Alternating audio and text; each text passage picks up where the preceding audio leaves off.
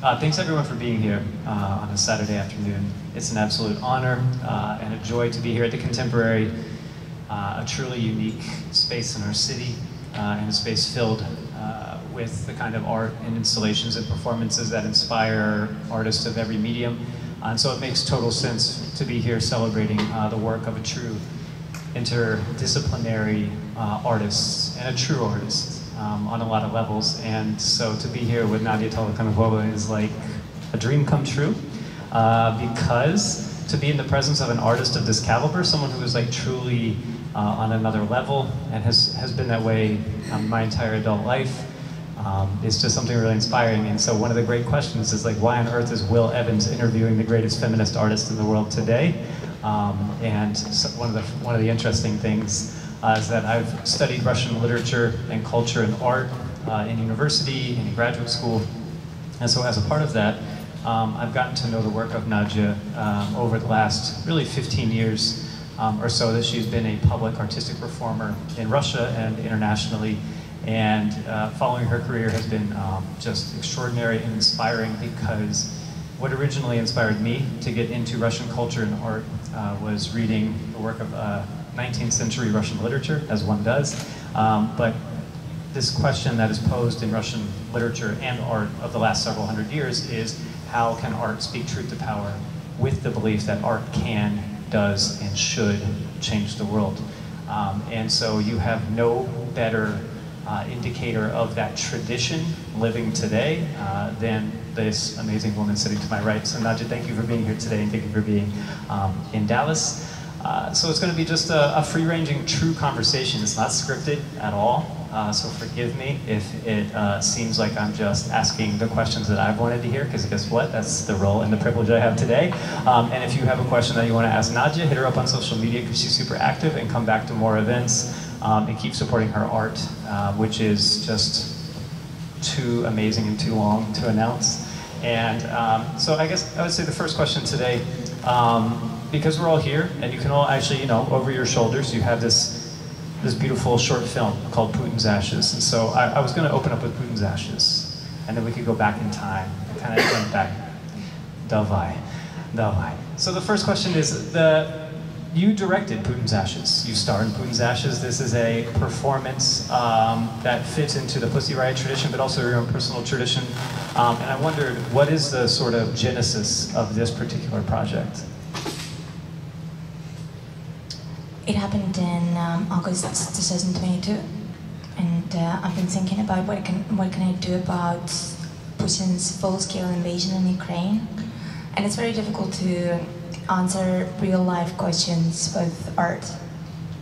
And this is what Russian literature has been trying to do. I don't know if you succeeded in it, but we tried, and it matters. Attempt matters.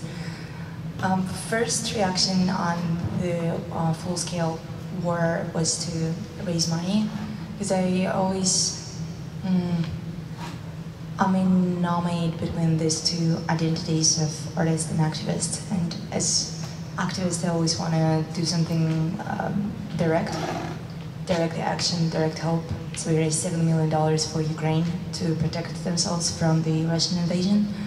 But then in a few days, in a few months, it came to, well, now it's like we have enough space, I guess, to think about this, what's going on, and try to encapsulate it in art and how it should look like. And it should look very different from what we were doing 12 years ago. When we started Pussy Riot, it was me and my friend Kat, and it was a completely different time. It was very hopeful, very bright, I would say. It's a weird word for Putin's Russia, but we were seriously hopeful that we can, we're the force, we're the people, we can change the world, we can change Russia at least. It was the end of 2011, and Pussy Riot coincided with the People's Revolution, and we tried to change Russia for the best. We were called Kriakli, our creative class, people who believe that Russia is a European country. And we believe that Russia has to value life of its citizen and has to prioritize peaceful coexistence with its neighbors. And respect to its neighbors. Well, that didn't happen. And so after 12 years, using the same form, I guess, or the core of our practice, dresses, masks, radical statements, my goal was to create something that would reflect these times better, and these times much darker, have less hope. Even if Putin gets out of Ukraine, including Crimea tomorrow, you're not going to be able to return lives of those people who already lost their lives. So this time is not as bright as it used to be. So you can see it in the I guess color scheme and in music. It's much quieter, toned down. Voices are not screaming I don't know, ecstatic screams anymore, but they're quieter and it's much more ritualistic. But it's still ritualistic in the same way as punk prayer was. So we were locked up for 2 years in Russian jail for the punk prayer. And the punk prayer, we asked Virgin Mary to become a feminist, to become part of Pussy Riot, and get rid of Putin. So she didn't really at the time. So we decided to get into magic and shamanism. And so this one is very ritualistic. We stab the ground with knives, and we burn Putin's portrait and then encapsulate it in these files that we were not able to show here, but they exist, just I promise. Some of them were collected by amazing collectors and supporters of my art, including Tanya, who later showed it at Container Gallery in New Mexico. And the idea is that all of us, including those of you who came here today, with our thoughts and hopes, we can turn Putin into Putin's ashes for real, but it just takes time. If you go back to 2011, it's so interesting. I was actually in Moscow in 2011 as well, and St. Petersburg, and it was a very sort of interesting time because the hope that you're talking about, I remember it. I remember it well. This world of Russian culture, it felt like the world had opened up inside Russia to the rest of the world, and there was sort of a freedom there that it almost sounds ridiculous to say out loud today with everything we know about what is happening in Russia and what has happened to you and your colleagues. One of the things I want to go back to first, because a million questions just came up. You just brought up so many amazing things. Is one of the most amazing things, when you talk about your art, you very, very, very rarely use I. You have been a part of a sort of a collective group and many collective groups throughout your career, but yet you're also a singular vision, and you're the one that's sitting to my right today. And so I wondered, with your artistic practice, what is the sort of division between Nadia and the groups, the collective, and sort of the co-op, well, it's not co-op, but like the larger group art that you're performing? Yeah. It's your question and also a question of my judge. In 2012, when we were prosecuted, she would always slap me and be just like, no, you cannot say we all the time. You have to say it for yourself, because you're the one who are being jailed, and you all might have different sentences, so you have to talk for yourself.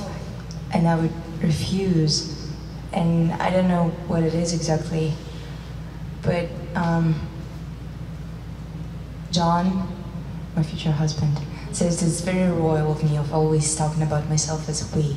But I feel like Russia and Russian language is also much more we-oriented, because if you say, мы с Васей пошли туда, you say in English, you say, the exact translation would be we and Vasa, even if you talk about me and Vasa, you still say we. So it's very communal-oriented language. I always tried to build communities, and I think one of the thoughts that I had is an artist is a cultural worker, and I always was trying, like I always wanted to be an artist, but I also was trying to look for things that would make me more humble as an artist, because I've noticed growing up in the, I was growing up in the 90s. I was very annoyed with, I was mesmerized, fascinated, and annoyed with postmodernism. I felt like, at some extent, the death of author, at least in the way that I was reading it when I was a teenager, was also taking, you know, trying to get rid of your responsibilities as a human being. So I was craving for a new modernism. And as far as I can remember myself, I think since I was 10 or 12, I wanted to find this new modernism. Well, you have Mayakovsky tattooed on your arm, and my first crush was Vladimir Mayakovsky, and what you said about this impulse of, I don't know if it's correct to say it's Russian art, I guess Slavic art. It wasn't just Russian, right? It was Belarus, it was Ukraine as well. Slavic avant-garde. We really need to invent a new language for it, because it's not really just Slavic. Anyway, we can get into the discussion later. But they really believe that they can change the world, and an artist has to have this crazy, how to take on their shoulders this crazy responsibility of imagining utopia, a new world. And Bolsheviks, from my perspective, kind of let them down. They were not able to give enough respect, trust, and credit for the artists to actually change the world. They kind of were like, well, we know better, fuck artists. So they ended up being either eliminated in repressions, or they emigrated, or they just killed themselves, like Mayakovsky. But I was always craving for this to come back. So I think in immersing myself in the collective, I tried to minimize this very postmodernist my feelings matter, that's it. And I was trying to create a collective, a community, because I always knew that in order to actually make a serious change in the world, you need to have the community. But then later on, I guess after our prosecutors and judges took off our masks, we were forced to show our faces. So then Nadia emerged as a character. And I like this, you know, it's very quantum mechanic. It's like the particle is in both spaces at the states at the same time. So I am Pussy Riot, but I'm also Nadia. But the beauty about having a movement is that you don't always have to physically be in every place, but you can have other people doing things. Like as I was here on the plane from Miami to Dallas, I got sent a message about a feminist party, feminist gathering / rally on the beach, on Miami Beach, with Pussy Riot banners led by Michelle Pred, an amazing conceptual artist, feminist. So yeah, as Putin said, he seriously said it once, group sex is good because it allows you to be lazy.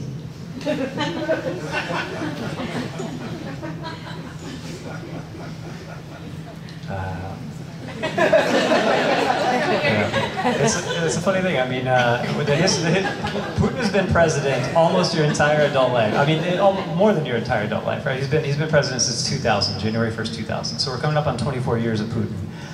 And you're not much older than 24, and I'm not much older than you. And so all I know is Putin, and all you really know is Putin. And He does have a very wicked sense of humor, but of course he's also a very shitty dude. And so, wait, is this streaming? Never mind, take that off. Just kidding, I'm already on the list. They know me, and they know I'm here. I'm interviewing Nadja, you're on the list. No, I'm on the list, and so it's an honor. Now all y'all are on the list too. And I think that that's something really... Anyone can be on the list. Yeah. So if you haven't met your friends from the FSB yet, you're about to later. And you know, this is the amazing thing. When you meet an artist of Nadja's caliber, you become a collaborator. Welcome to the world of art as it actually is, especially in Russia, in which sort of the Bolshevik tradition you mentioned, you brought it up because so many of these avant-garde artists who influenced your life and mine, including Vladimir Mayakovsky, were instrumental in the revolution and in taking the revolution forward in building a society. And there's, you know, this very heady time in the early 1920s when you had extraordinary avant-garde art on these streets building what is now known as the Soviet Union, right? But they were constructing something out of nothing. It's a very incredible, inspiring artistic time, but very quickly the vice tightened around these artists because of exactly what we're talking about. If art can change the world, then they could change the Bolshevik society too. And they could speak truth to power in a way that would take away power from those who had power. And so, very quickly, that came to an end. And in a really tragic way. It's really unfortunate. I just want to see a different lifetime and somebody would make a movie, please, about what would Bolshevik Russia would look like if they actually gave enough trust to artists. You know, if Kollontai could finish her work, if Mayakovsky could finish his work, if Malevich, yeah. I have so much conceptualist and avant-garde Russian art on my arm beyond Mayakovsky. I can't wait to talk about it with you later too, but we will spare all y'all that. But to talk about... we'll just move forward on your arm. Yeah. So you have Komar Melamid. I have Komar Melamid. I have Tatlin on here as well. His monument to the Third International, for all of us nerds who've seen this, it was supposed to be the biggest building in the world, and of course, it was never built. But it is inspiring, and there's a replica of it in the Tretyakov Gallery in Moscow, which I hope... I see replicas of it everywhere. Like, yeah, every art fair I go. Really? Yeah. Ah, so cool. I need to go to more art fairs. They don't invite book guys out much, so here you go. Something interesting about sort of the artistic tradition too, we're talking about Russian avant-garde, and when I got to know your work, it was very interesting because it was coming from, in my understanding, the Russian conceptualist school, which I'm bringing up now, especially because we're here in the Dallas Contemporary. Just a few months ago, there was this extraordinary exhibition in the gallery over to my left by Ilya and Emilia Kabakov. And they're two of the greatest conceptualist artists of the same vintage as Komar and Melamid, and just a really inspiring thing. And now today we share an acquaintance with a writer who was also born out of the conceptualist school named Vladimir Sorokin, who is in Russia one of the great, what do we say about Sorokin, right? This video is going to go to him, and so he's truly one of the great artists of all time, but he's now living in exile in Germany, right? He's been the one who has written these books that are often filled with absurd imagery and absolute horror and violence and savagery, lots of sex and shit. You said it. And then in the early 2000s, when Putin sort of came to power, there was this revanchist conservative swing in Russian culture, and there was a big protest in Moscow at the Bolshoi Theater, and they built a gigantic, these activists on the right built a gigantic toilet and threw all of Sorokin's books into this gigantic toilet. It was like a very hilarious thing that Sorokin took great pleasure in because it was like something out of one of his own books. So much. It's like the funniest thing that's ever happened in modern Russian culture. It's not a book burning, it is a, it's a swirly for books, right? And it's totally ridiculous, but this was their statement, and Sorokin was like, this is scripted. I mean, it's just so perfect. It sold so many books for him. It was extraordinary, and the other thing too is that there's this idea of immortality in Russian culture. And after this horrific Russian full-scale invasion of Ukraine last year, one of the best pieces of Ukrainian sort of propaganda that came out of it was like, hey world, whatever you think about Russian culture, which is everybody's entree. Why do I love Russia? It's not because of Putin. I love it because of Mayakovsky, and I love it because of Tchaikovsky, and I love it because of Pushkin, and I love it because of the beautiful museums and cities and all this. And they said, well, here's a list of all your favorite authors, everyone from Russian history who you love, and here's the history of them. Murdered, exiled, murdered, exiled, murdered, murdered, murdered, murdered, gulag, gulag, murdered. And it's hundreds of people. Everyone who's ever influenced Russian culture artistically in any way.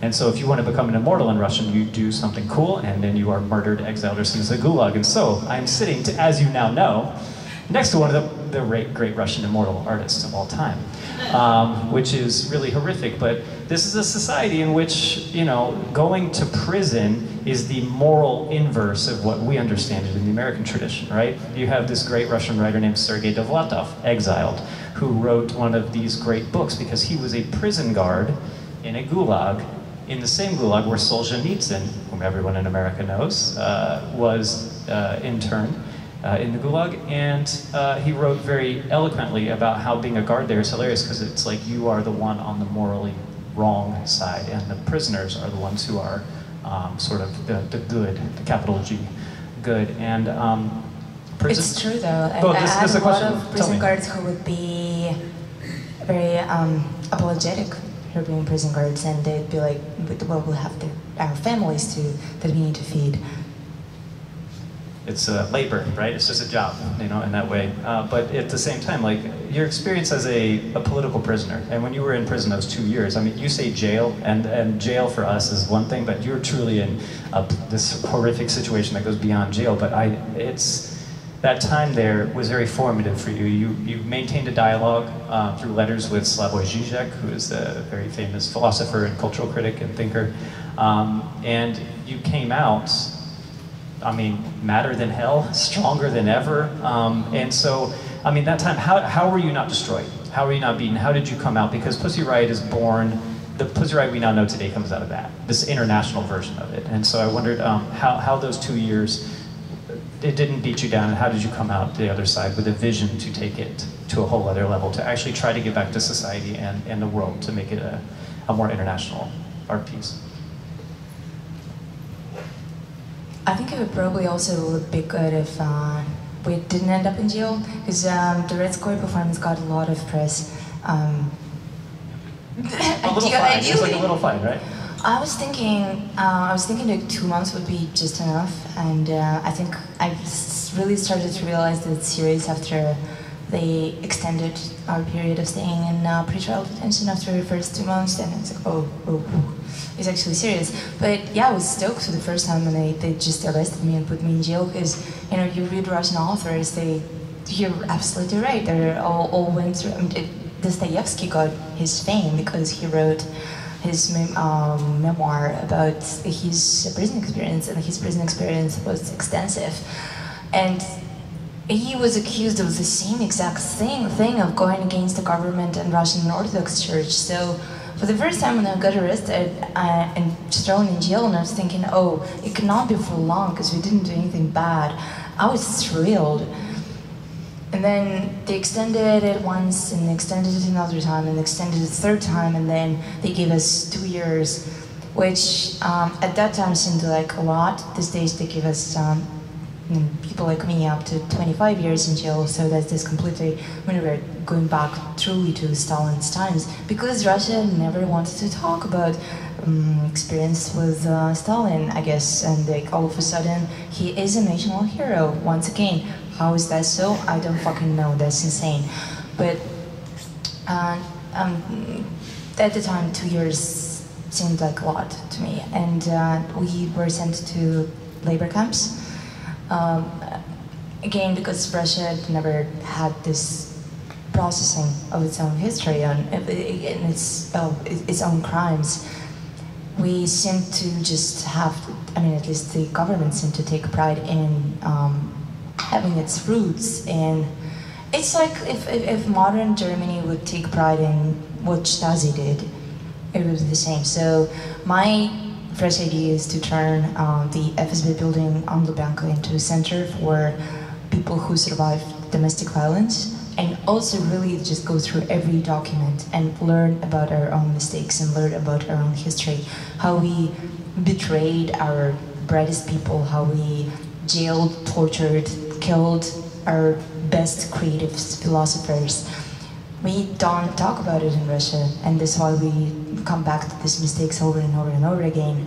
So same thing with Gulag, it was not reformed, never had this attempt. I traveled to different countries in Europe, including countries who used to be Soviet countries. So they made a coordinated attempt of reshaping, I mean, arguably, society needs prisons unless we really reshape it, restructure it on a whole different level. They still won't lock some people up, but they tried to make it much more humane than it used to be. And we went through different facilities and we talked to prison guards and we asked them about the way how they retrained their personnel about their attitude towards prisoners. So we never did anything like that. And we live in barracks, prisoners live in barracks, 100, 150 people in a barrack, and you have around 3-5 restrooms, 3-5 just open toilets. Then you have to work. You have to work 16 hours a day with no day off and no vacation. Then you're forced to write a letter that you really want to work. So you really want to work 16 hours a day. You really don't want to have any vacations. And you really don't want to get paid for your work. And I was getting paid around 3 cents in a month. Everything else would be stolen by prison guards. What helped me not to get destroyed, don't really know. I was this close to being totally destroyed. I was very apathetic, depressed, devastated. I felt like all of this amazing campaign that I saw in support of Pussy Riot did not bring any results. I felt weirdly betrayed by the whole world. And it was stupid because people supported me, but I felt like they couldn't do anything, they couldn't do enough. I was hoping that somebody could just rescue me. They can stop the police car and, you know, like very, I guess, like Baader-Meinhof type action, just help to release a prisoner. I was really hoping that somebody could just do that, but nobody did. And there I was working overtime, sewing police and military uniforms, which was a never-ending torture, and you have to sew, produce an incredible amount of them a day. So it's like 200 police uniforms per day, and it's unheard of because in a normal factory outside of, like a free factory, it would be 100 of those. They use prisoners and they don't teach them how to really sew. They put it in front of the sewing machine and they tell you just have to figure it out. Otherwise you're gonna let down everyone else. And if you let everyone else, they're going to jump on you. And some of them happen to be people who ate their whole family and put them on burgers and fed to another half of the family that they didn't eat. And you don't want to get in trouble with them, right? And then I found letters, in one of my letters that people sent me. It's very important to send letters to prisoners. An essay of Václav Havel, Power of the Powerless. And it told about the importance of one person standing up and saying that the emperor is naked. And it just really taught me that even I have no voice, no power, no nothing. I'm totally destroyed here in this jail. But if I can then stand up and say that the emperor is naked and have this in me for at least 2 years, then I won. That's enough. The woman who ate her whole family sounds like a very specific example. I don't want to get into that, but that really is going to stick with me for the rest of my life. The reading, you know, the artistic practice. Nadia as an artist, Pussy Riot as really an art collective that is in dialogue with not just the Russian tradition, but has really become something, I mean, truly international. When did the sort of your philosophical and artistic understanding of Pussy Riot as that something more, when did that come in? I mean, you said you read Havel while you were in prison. Were you doing other reading as well? Yeah, doing all this time to think as you're on the machine. Yeah. But are you asking before jail or? Yeah, I'm really kind of curious. Like, you know, if we go back in time, you grew up in this part of Siberia that, you know, I know some people culturally feel like Texas is Siberia, but we really have no idea what Norilsk is, right? Like, it is quite far from civilization. It's a mining center in the far north of distant Siberia. That's where you grew up, and you got out. It's more like Alaska, I think, yeah, right? but it's like Alaska with, you know, isn't there a lake there that's a ridiculous color because it's like filled with all these Yeah, it's a toxic place. I remember at some point I've heard when I was a kid that Canada is imposing fines on us because through the whole Arctic Sea, we somehow send them fumes. From Norilsk, it's from city Norilsk, rugged. yeah, it's pretty far. Canada is pretty far from Norilsk. Were you doing this reading while you were there growing up, when you were a teenager? What do you remember? Was there a moment? Because there is a moment I distinctly remember when I fell in love with Russian culture, and it became my entire life, and it led to everything that I've done today. But is there that sort of moment for you as well? Mm-hmm. It was called Timurski cactus. Timur cactus, whatever it said. That was literally a music and art festival. And it was a sister of a Russian oligarch. I'm not necessarily a fan of him, but his sister is really dope. And she, it was like this really short time in Russian history, in Russian recent history, when it was possible for good people to use money for good. And this festival is long gone, and it was really, she was capable of making it happen just for 3 or 4 years. But I was lucky enough to see it. And she brought Dmitry Prigov to my little city. And it's completely unthinkable. I mean, you cannot compare Norilsk and Dal. It's like, no, not at all. I didn't even know we can, I mean, like Thunder Bay in Canada, maybe. But it's a really small city, but you know, still have young, curious minds growing up in those cities, and it really makes me committed to traveling to off the beaten paths and going to places that are not people don't really visit, because it truly changed my life. That I was able to come to his talk, witness his performance, and saw his video work. And his video work was reflecting exactly on things that totally shaped my life and shaped my performance art. It was him and his cat, and the whole video for 10 minutes he was convincing his cat to say Россия, which means Russia. And he was saying, "Киска милая, пожалуйста, скажи Россия. My dear cat, please say Russia." And it was called Opera Russia. And another art piece that I saw was him and his son. His son was an adult at the time already. His son was wearing, his son was shirtless, and Dmitry Prigov was wearing Russian police outfit. And they were, how do you call this verb when you do this with the dough? Dough. Kneading the dough. And it's, I guess, was a metaphor of shaping something. And the name of this performance was the Narod, the people and the power are shaping the image of a new Russia. And I remember just sitting in front of those screens. It was small screens, just regular TV size. But I stopped doing anything I needed to do that day, and I just sat there for hours and hours and hours. And I was 13. And then I kept coming back to this festival. And then another thing he did, he read Pushkin, Евгений Онегин, "Мой дядя самых честных правил." It's like Pushkin, you have Pushkin on your forearm. Pushkin is good, but the problem with Pushkin, and you probably have an analog of Pushkin, I don't know who would be, Shakespeare, I guess. You just forced to read him one year after another, and then you just hate him. It doesn't matter how good he is, it's just impossible to read the same fucking man over and over and over again, because they're like a pinnacle of our culture. And then it was the first time when I actually vibed with Pushkin, because he was reading it in different manners, like a different, for example, in a Russian Orthodox prayer, which is like, and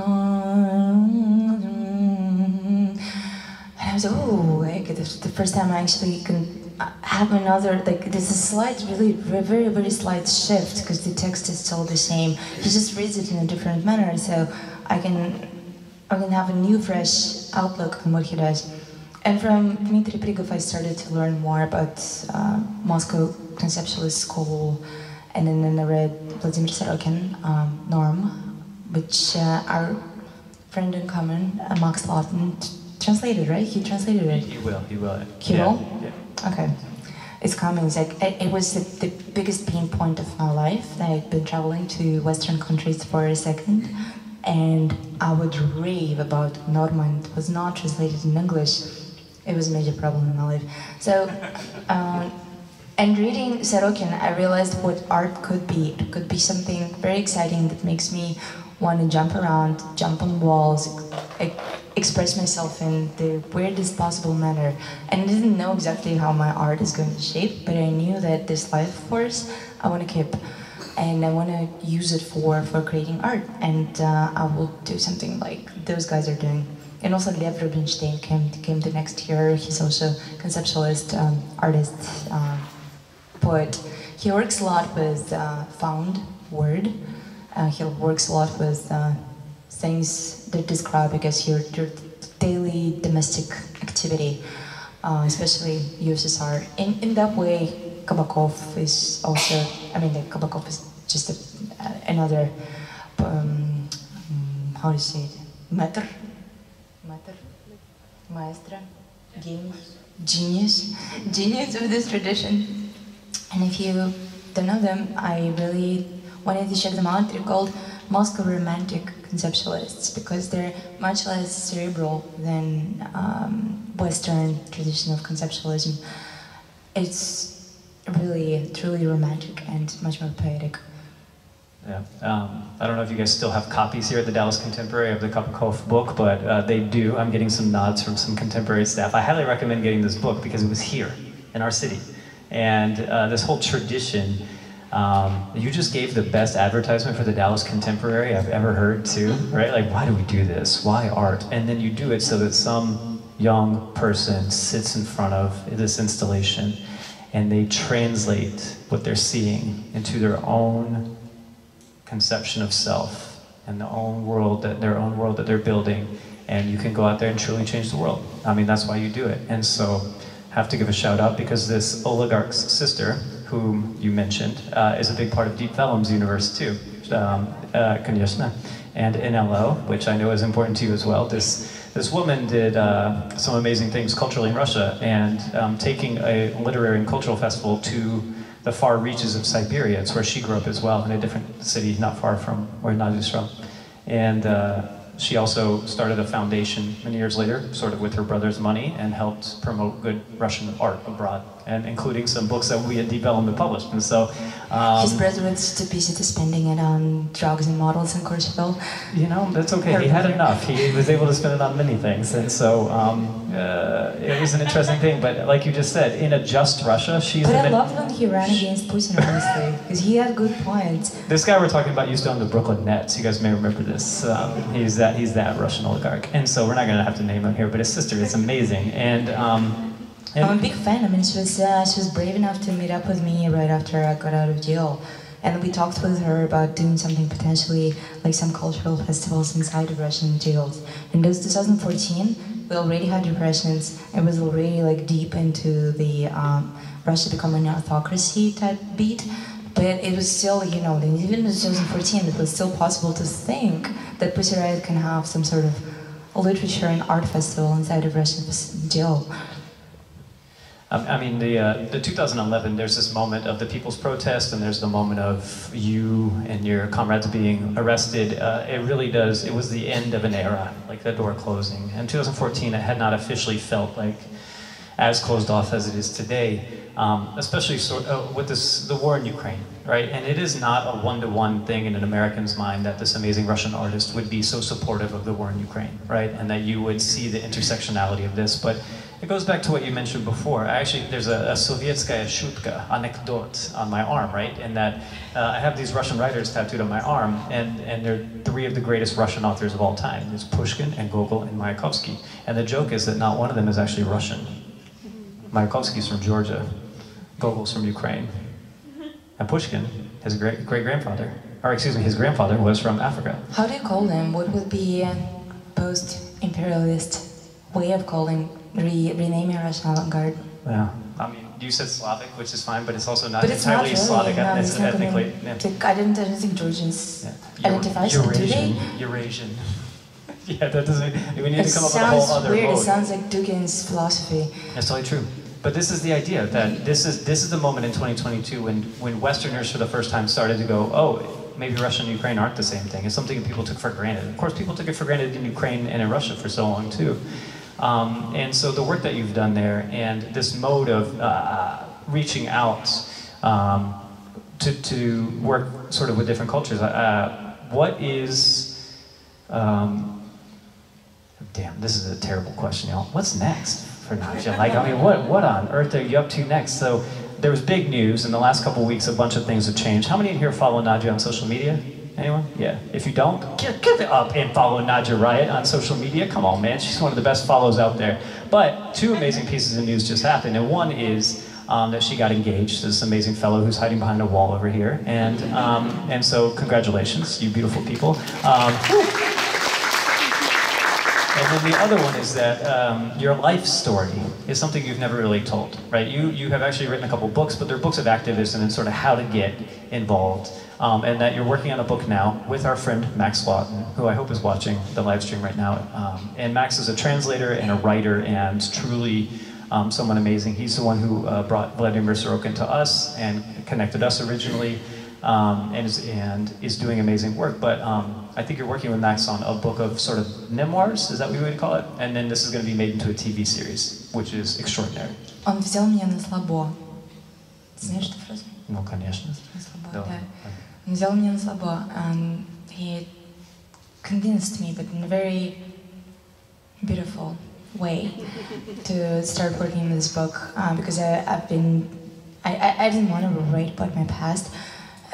It's difficult to, it was difficult to get out of jail, and all of a sudden people didn't want to talk with us about our art. They mostly wanted to talk about it just about our jail experience. And it was something new and weird for me, and also on a scale that I could never imagine before, and was totally not ready for that. And it's weird to complain about it, because it also gave us incredible voice and opportunity, and we did good things with it. We started medias on it. It became one of the most influential media outlets in Russia today, and it's still alive, very much alive, and reports on the war in Ukraine and Russian political prisoners. I mean, you can read it now in English. Like we translate some of the key articles in English. It's called Media Zona. Yeah, so I mean, like, I was excited about doing new stuff. I didn't want to focus on the past and discuss for the millionth time how did I spend my time in jail. But then I realized at some point that, oh, maybe it's I have good enough distance. It's been this December. It's 10 years since I got released from prison, from Russian labor camp, from Siberian labor camp, and. I've decided that I'm going to download everything I have in my brain while I'm alive, which sounds like a joke, but not really, because my ex-husband, the father of my daughter, was poisoned with a nerve agent a couple of years ago, and he recovered, luckily, but some people don't. And you really never know when that brick is going to hit your head, and you want to upload, like you want to download the whatever to put it outside of your system. And then we also work with the studio STX and amazing woman, a lesbian woman, Sophie, who is the producer of the show, and she's going to be, I guess, in charge of making a TV series based on this crazy story. It started really with me leaving my mother's vagina, and then getting into Moscow State University, then starting my first art collective with a bunch of other people called Voina, War Against Institutions and stuff, and then ended up in jail. So that whole memoir story is going to end in 2014, because I'm not ready to talk about current events. They're too close to my skin, as we say in Russia.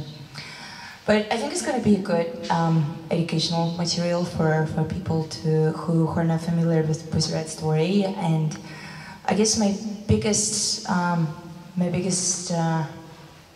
inspiration for it is to talk to a 16 years old version of myself and tell myself in a parallel reality, living somewhere in Novosibirsk or Indianapolis, that whatever you think is not possible is possible, and you just have to fight for it. I do believe in magic a little bit, so sometimes when I really truly believe in something, it seems like the universe helps me to achieve that. And it's not like exactly in the way I wanted. Like I didn't envision myself going in jail for 2 years, but you know, oh well, I got out with a much bigger voice.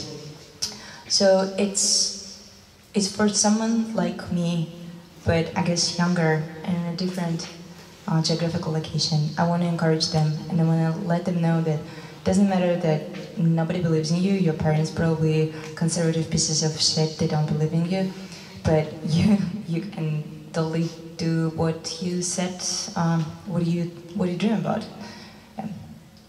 One last sort of question, because you brought up Grupa Vojna, which is this group you're a part of, and in 2012, the group largely did one of my favorite installations in St. Petersburg with the bridges that go up at night in St. Petersburg. And I recommend everyone Google that real quick. But you mentioned the story starts with coming out of your mother's vagina, right? And so my last question for you ties that together to the Bogorodica prayer, right? To the punk prayer, and ties it together with you as an artist, because something that's really extraordinary about you is you were a young mother, right? You had your daughter at 18, if I'm not mistaken. And so when you're speaking to a 16-year-old version of yourself, something that's really amazing too is that you have also spoken about the need to talk to mothers. And your work is very intergenerational, and you inspire people of all ages. And so one last question is just, can you give us a hint of some of those inspirational things you could say to both a 16-year-old and also a 38-year-old and also like a 54-year-old? How can we truly unite the generations around this need for change, and to see that like we're all truly in this together, that there is a we, and that we is greater than any individual could ever do? I'm not sure I'm a good expert in it. I have not talked to my mom for 5 years, ever since I left my hometown when I was 16. So I think I'm the last person to ask about it. But when it comes to me and my daughter, we're fairly chill. We never had big fights with her. The biggest one we had was about if you're gonna go to Louvre or not. And she didn't want to go, and I was like, yeah, we have to see Mona Lisa. And she was like, no, fuck, it's going to be like a lot of tourists and crowds. And so she was right, I was wrong. And she's 7 years old when we had this fight, and now she's 15. So sometimes we reenact those fights, and it's funny. I feel like, I mean, I don't, again, I'm not an expert in motherhood. I feel like my motherhood is just so not typical. But it helps us sometimes to reenact those fights and just play them. So it's kind of like a vaccine that prevents us from having them in real life. So we just sometimes just like feel like screaming at each other and being just like, fuck you, like, no, fuck you, no, fuck you, mom, like, fuck you, I hate you, it's so fucking lame. But we never do it in real life. But I think when you're up against something bigger than yourself, like against the whole Russian system of oppression that was not born yesterday, you really just incentivize to support each other and be kind to each other. And same thing goes for her friends and me, and we all treat each other as humans. And I feel like that there's something very tribal about it. I'm a big fan of Sex at Dawn, and looking back at our early matriarchal communities, and looking how we used to grow all together as a tribe and just organically develop all together. And people didn't necessarily knew if this is my kid or a kid's neighbor's kid, but it was all okay. And also there was no this strict division between generations. I feel like it's something about very strict nuclear family that we started to get with agricultural and then industrial society, but it doesn't necessarily have to be that way. So I'm personally very much into tribal psychology, so we're just all hanging together. Yeah, and I don't really believe in much distinction between generations or genders. Yeah, just happened so. Nadja, thank you so much for coming to Dallas. Thank you for your art. Thank but you also I'm a weirdo, so don't. you're also, I mean, you're an artist, and I mean that with a capital A, and you're a true artist, and you have much to continue to teach the world, and so just thank you so much. We can't wait for everything that comes next. And so for those who haven't watched it, Putin's Ashes is screening behind us. They'll turn the sound on as soon as I shut up, and I want to thank the Dallas Contemporary for hosting this amazing piece and for bringing Nadja here. For everyone who's on the board of the Contemporary, thank you to the Gallery of Santa Fe for believing in a Russian artist and putting this out there for all of us to engage with. Thank you so much. Thanks for being here on a Saturday afternoon. We appreciate y'all.